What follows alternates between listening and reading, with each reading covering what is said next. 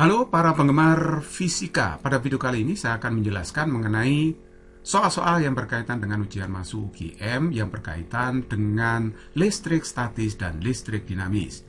Nah, soal yang pertama, dua bola kecil identik masing-masing bermuatan sama besar 9 mikrokulum. Kemudian masing-masing bola digantung dengan tali yang sama panjang 1,5 meter dan terikat pada titik yang sama di langit-langit. Kedua bola tolak menolak dan tali penggantung membentuk sudut 74 derajat satu sama lain ketika terjadi keadaan setimbang. Bila konstan Coulomb 9 kali 10 pangkat 9, maka berat masing-masing bola adalah berapa? Nah, kita gambar dulu ya.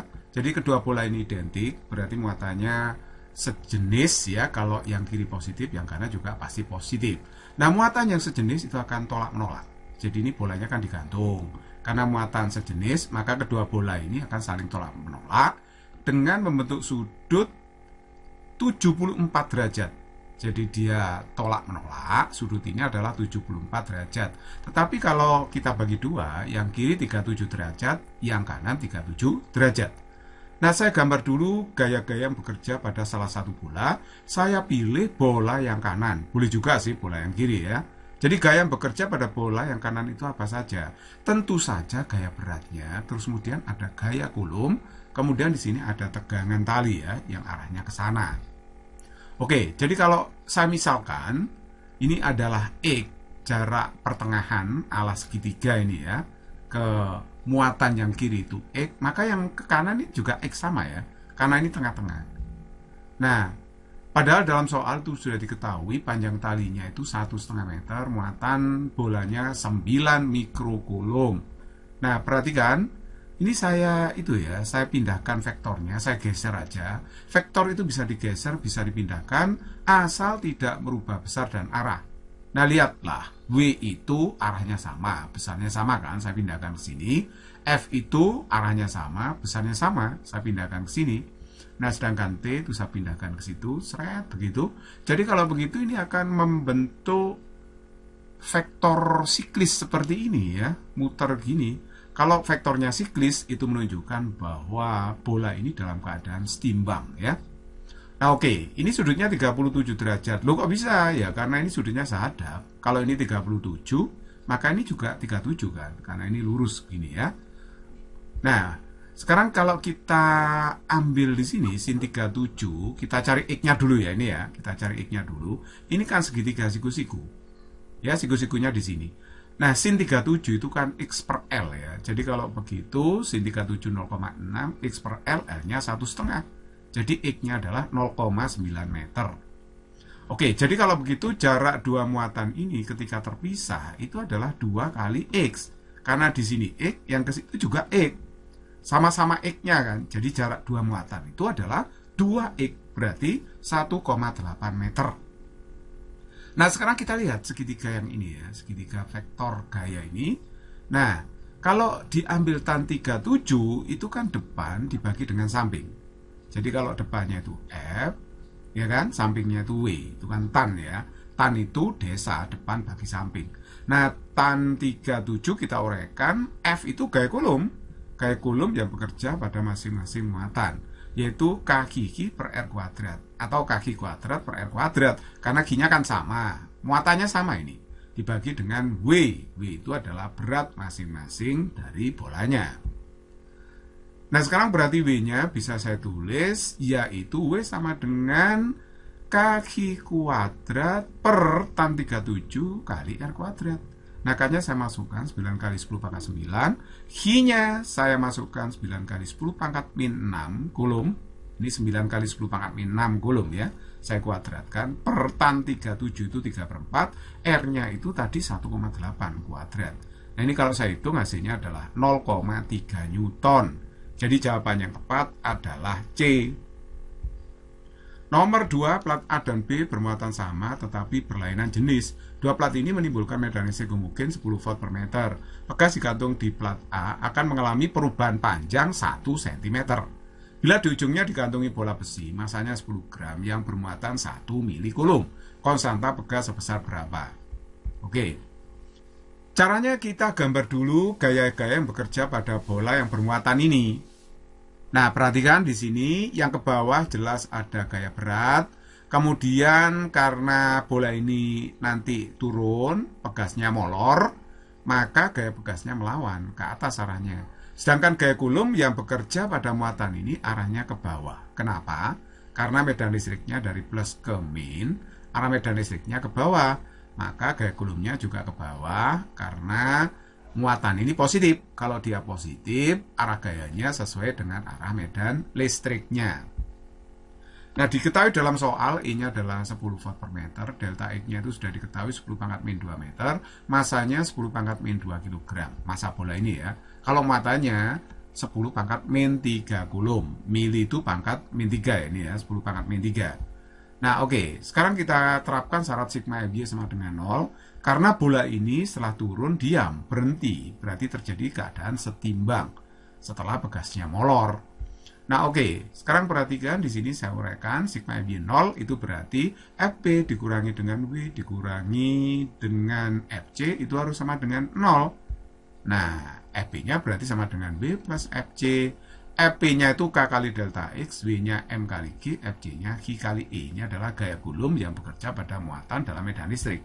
Nah, sekarang kalau K-nya dihitung berarti delta X-nya dimasukkan 10 pangkat min 2, M-nya 10 pangkat min 2, G-nya 10, Q-nya 10 pangkat min 3, E-nya adalah 10. Nah, jadi kalau kita kalikan di sini, ini 10 pangkat min 2 ya. Tapi 10 pangkat min 2-nya itu kok terdapat di semua suku, jadi bisa kita coret ini. Kalau kita coret berarti K-nya 10 ditambah dengan 1. Dicoret itu hasilnya 1 ya. Jadi K-nya kalau begitu 11 Newton per meter. Jadi jawaban yang tepat adalah D. Berikut nomor 3, jika voltmeter dalam rangkaian di bawah dianggap memiliki hambatan tak berhingga dan membaca tegangan 2 volt, maka nilai hambatan R adalah berapa ohm? Nah, oke. Coba perhatikan, ini kutub positif baterai yang panjang ya, yang negatif itu yang pendek. Jadi arus mengalir dari kutub positif ke negatif. Nah, sampai di sini nanti arusnya pecah menjadi 3, nanti kumpul lagi di sini jadi I. Voltmeter ini adalah voltmeter ideal, hambatannya tak hingga. Nah, kalau kita mencari tegangan pada voltmeter yang dibaca voltmeter, yaitu I dikalikan paralel dari 3 hambatan ini, 2R6 ini ya. Paralelnya berapa gitu kan ya. Nah, sekarang kalau I-nya itu bisa kita cari dengan V tot per R tot. V tot-nya itu adalah E GGL baterai dibagi R tot itu adalah 9 ditambah 2, 11 ditambah dengan R paralel ini. Nah, ini R total sistem ya. 11 plus RP. Nah, akhirnya ini jadi seperti ini. Kalau saya masukkan ke sini, I-nya E per 11 plus RP kali RP. V-nya ini saya masukkan 2 ya. 2 sama dengan 24 per 11 plus RP kali RP. I-nya itu 24 di sini. Nah, jadi ini saya kalikan silang 11 plus RP itu kan sama dengan 12 RP. Jadi 11 sama dengan 11 RP. RP-nya tahu kalau begitu. RP-nya 1 ohm. Nah, kalau kita mencari R paralel dari 2, R dan 6, itu berarti rumusnya ini kan. 1/RP sama dengan, yang di paralel adalah 2, R sama 6. Berarti 1/2 plus 1/R, 1/6. Nah, RP-nya saya masukkan 1, seperti ini. Jadi kalau begitu, 1/R-nya itu adalah 1/1 dikurangi setengah, dikurangi 1/6. Nah, ini sama aja dengan 6 kurangi 3, kurangi 1/6. Nah, ini hasilnya adalah 1/3. Sehingga R-nya adalah 3 ohm. Jadi R tadi yang dicari ya. Jadi jawabannya adalah C. Nomor 4, perhatikan gambar rangkaian listrik di bawah ini. Bila hambatan bola lampu L 4,9 ohm, maka daya listrik yang diserap bola lampu adalah berapa? Ya, kita jawab. Ini saya misalkan titik cabang ini saya namai titik A sama titik B ya. Saya namai seperti itu. Nah, saya cari dulu berapa GGL pengganti antara titik A dan B ini. Jadi GGL-nya berapa, R-nya berapa. Karena susunan baterai yang disusun seri maupun paralel itu bisa diganti dengan satu baterai pengganti dengan nilai GGL dan R dalam tertentu. Nah, caranya mencarinya begini. Nah, antara A dan B itu kita cari dulu R dalam dari sistem ini. Jadi 1/RAB itu sama dengan, anggaplah baterainya itu nggak ada ya. Kalau baterainya ini tidak ada, maka tinggal 0,2 ohm, 0,3 ohm, 0,6 ohm. Ini susunannya adalah paralel ya. Jadi kalau paralel berarti 1/R AB sama dengan 1/0,2 plus 1/0,3 plus 1/0,6. Nah ini kita rangkum jadi 0,6, kita samakan penyebutnya. Nah berarti ini 3 plus 2 plus 1. Jadi RAB-nya ketemu 0,1 ohm. Nah ini nanti menjadi hambatan dalam pengganti. Terus kemudian kita cari berapa tegangan antara titik A dan B itu. VAB itu dirumuskan RAB sigma E per R. Nah, kalau sigma E per R-nya, karena ini ada 3 cabang, berarti ya dalam kurung dikalikan ini E1 per R1 plus E2 per R2 plus E3 per R3. Nah, RAB-nya itu adalah 0,1 tadi ya, ini ya. Nah, terus kemudian dikalikan E1 per R1, berarti ini 2 per 0,2. Bacanya dari A ke B. Jadi kalau A ke B jalannya seperti itu, kutub positif baterai 2 volt ketemu dulu, makanya ditulis 2 volt positif di sini ya.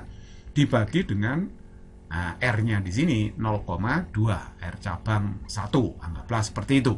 Nah, terus kemudian cabang yang kedua 6 dibagi 0,3, cabang yang ketiga 12 bagi 0,6. Jadi nanti di sini hasilnya 10 plus 20 plus 20. Hasil seluruhnya adalah 5 volt. Jadi kalau begitu, rangkaian seperti ini, 3 baterai yang disusun paralel bisa diganti 1 baterai yang GGL-nya itu 5 volt, sedangkan hambatan dalamnya adalah 0,1 ohm. Jadi rangkaian yang bawah ini adalah setara dengan rangkaian yang atas. Arus mengalir dari kutub positif ke kutub negatif. Arusnya bisa kita cari dengan V tot per R tot, V tot 5, R totnya adalah 4,9 ditambah 0,1. Ini kan 5, jadi 5 bagi 5 itu 1. Jadi arus yang mengalir 1 ampere.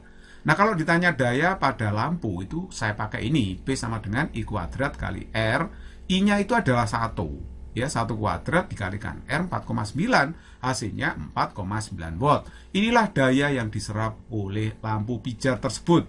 Jadi jawabannya adalah D.